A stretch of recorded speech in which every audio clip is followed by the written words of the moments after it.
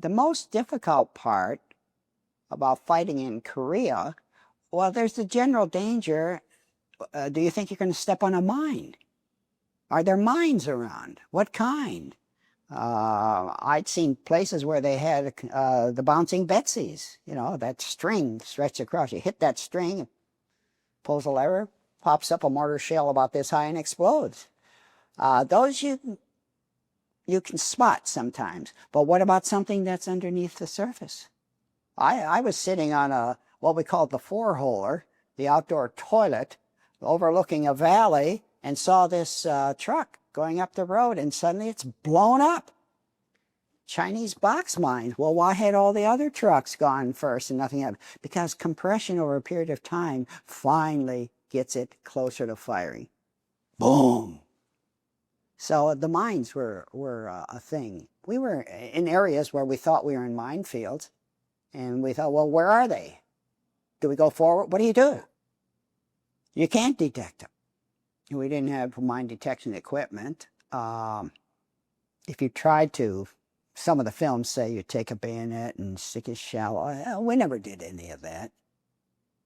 Well, the first time we took hill 676, and we were going up this hill, and they were firing on. Before they fired on us,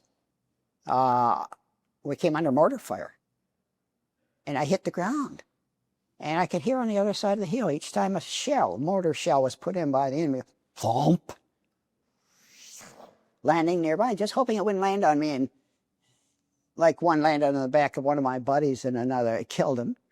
And just praying that I wouldn't get hit. And then it came time to go up. And as we were going up, we're stopped by firing. And then I see one of my buddies running down. He dropped the gun. Blood is flowing. And I thought, well, I have to help him down to the aid station to help him down. His daughter saved me years later. Said to me, thanks for saving my dad's life. And then we had to go up. How did you carry him down? I just had him hanging on to me.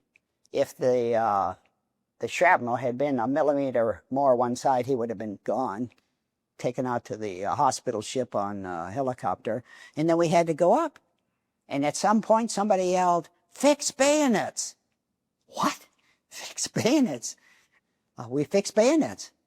Charge. Oh, what the hell am I? We screamed, yelled, and went charging. Well, the enemy were just a few, and they fled. But if they had stayed and fought with their automatic weapons, we would have been wiped out. But that was small. That was a small game. The big one was the Punchbowl, which, of course, is like a volcano from old times. That was wild. That was lots of firing, artillery, machine gun, trying to seize those heights. And that was the one where I thought I would die. The Punchbowl is one of those things you can see from a satellite.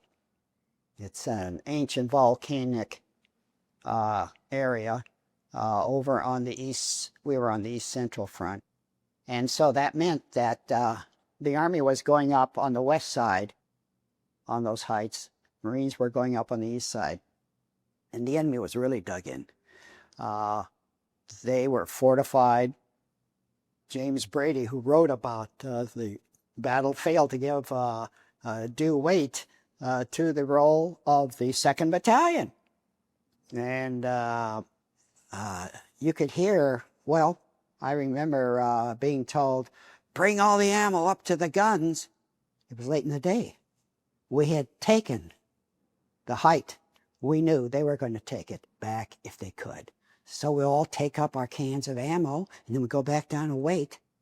And then you could hear the enemy is getting ready to come charging down the ridge line. And it was firing all night. And I thought, God, if somebody is hit up there and I have to go up on the gun, I'll go up on the gun, and that'll be the end of me. That was the most intense battle I was in. It took 3 chapters to cover it in my book. That's the one I thought I would not survive. Lasts about 4 days. Well, we'd get out and move up. See, when you're in a crew-served weapon, you're not an individual operator.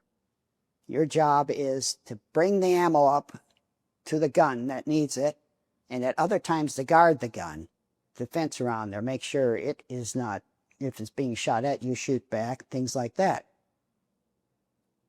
I started first with the M1, the Grand, it was called.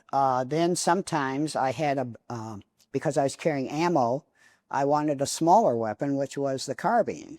So we had an M1 carbine. Later we had the M2 carbine, which had a little switch that allows you to shoot fully automatic, which you want to avoid doing. Well, I got a sharpshooter's medal in rifle training. The problem is that the only time I got a chance to see the enemy, he was running down a ridgeline. And I started firing, and I followed him down. Well, he was so far, he was just like this, and he was running among trees. I'm not going to hit him. I think he sped up, maybe with wetter trousers as he was going down. And then somebody yelled, "Stop, stop, don't shoot, there are men." Oh my God, I'm glad I didn't hit him. Then later on, the confusion of battle, "They're not our men, fire!" So am I to regret or not regret hitting him?